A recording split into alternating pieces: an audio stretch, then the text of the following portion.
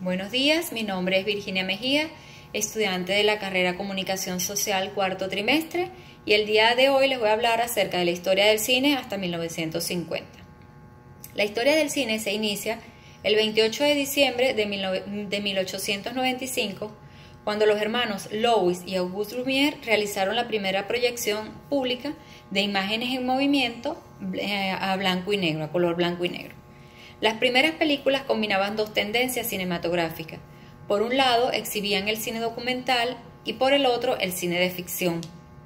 Eran tomas filmadas en exteriores, como por ejemplo la salida de los trabajadores de la fábrica, los trenes, los transeúntes, y en el otro lado eran tomas filmadas en interiores, como eran el caminar y el día a día de las personas, pues.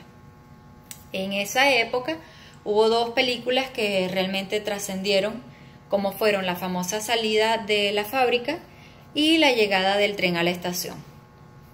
Así el cine, la proyección del cine fue poco a poco extendiéndose hacia otros lares, hasta que en 1910 comienza a producirse en Europa películas de mayor duración y más calidad. Por ejemplo, en Francia adaptaron obras de Víctor Hugo o Émile Zola, mientras que en Italia se consolidaba una forma de hacer cine que fluiría en todo el mundo, mientras que en los Estados Unidos comienzan a fundarse los primeros estudios cinematográficos. En esta primera década del siglo XX, en los Estados Unidos se fueron fundando las primeras empresas de cine máximos, que inclusive algunas se han ido fusionando y hasta el día de hoy están presentes, como son Universal Pictures, la Fox Film Corporation, que luego fue conocida como la 20th Century Fox, la United Artists, la Columbia, la Warner Bros., la Paramount y la RKO. Algunas de las películas rodadas durante esta época han pasado a la historia del cine, convirtiéndose en clásicos y que marcaron la evolución del lenguaje cinematográfico, ya que las primeras películas eran mudas, eran a blanco y negro, y luego con el transcurrir de los años se le fue incorporando sonido en la parte musical y luego se le fue sumando voz a los personajes, y así sucesivamente luego fueron incorporando el color, que fueron los tres primeros colores con el Technic, y después a máxima impresión. Por ejemplo, en la época de los años 10 hubo dos películas que marcaron esa transición, como fueron El nacimiento de una nación en 1915 e Intolerancia en 1916, que convierten a su autor, a su director, David Griffin, en uno de los padres del lenguaje cinematográfico, quien logró concretar en estas dos películas todas las aportaciones del cine hasta ese momento. Paulatinamente se iba desarrollando a lo largo de todo el mundo el cine, pero no de una manera homogénea, sino que cada país, cada zona, lo iba adaptando a sus valores culturales.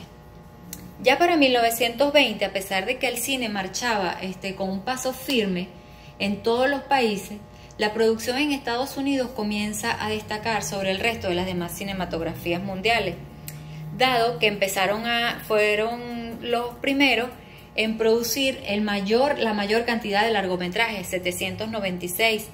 Luego le sigue Alemania, 646, y luego Francia, 65. Al final de la época de los 20 está marcada la revolución que supuso lo que estábamos hablando ahorita, o sea, la llegada del cine sonoro. La primera película que se considera sonora en ese entonces es El cantor de jazz, de Alan Crosland. Esa película la produjo Warner Bros., el cual estaba pasando por una crisis terrible, a punto de quiebra, y con esta película él logra resurgir e impulsar el sonido al resto de las demás productoras. La llegada del sonido también potenció la importancia de los guionistas en la industria del cine, quienes hasta entonces no habían tenido gran relevancia.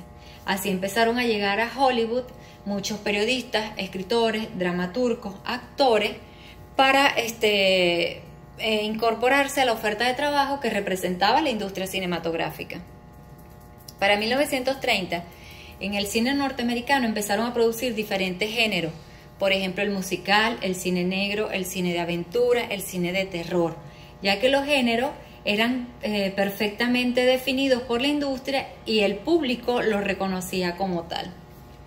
Durante los años 30 y 40, en el área del cine, el mayor sector que tuvo impulso fue el de exhibición de cine, es decir, las salas de cine, que fue el que realmente acaparó mayor capacidad adquisitiva y eran los que financiaban aquellas grandes cadenas de cine, pues.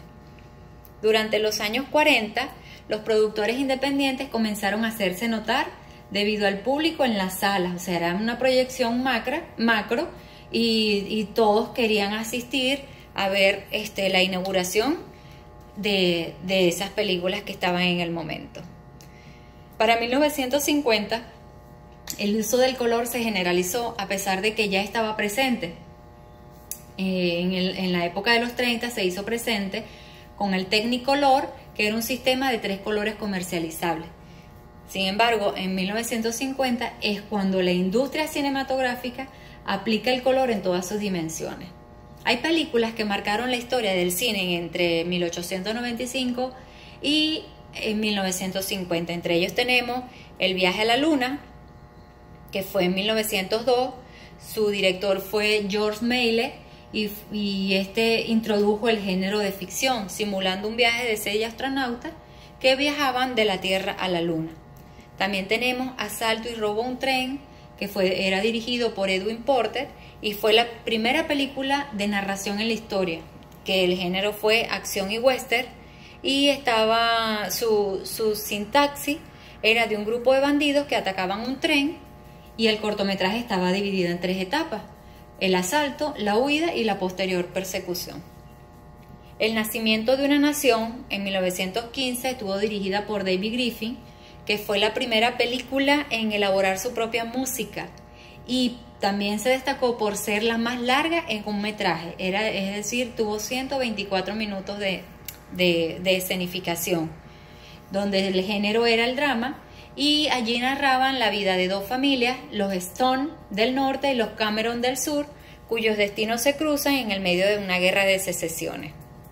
Otra película que también fue muy importante es La guerra del dictador, en 1940, donde es una película estadounidense, pero fue escrita, dirigida y protagonizada por Charles Chaplin, quien era un personaje que se dedicó al cine mudo. Sin embargo, esta fue la primera película donde él como tal implementa el sonido. Gracias por su atención.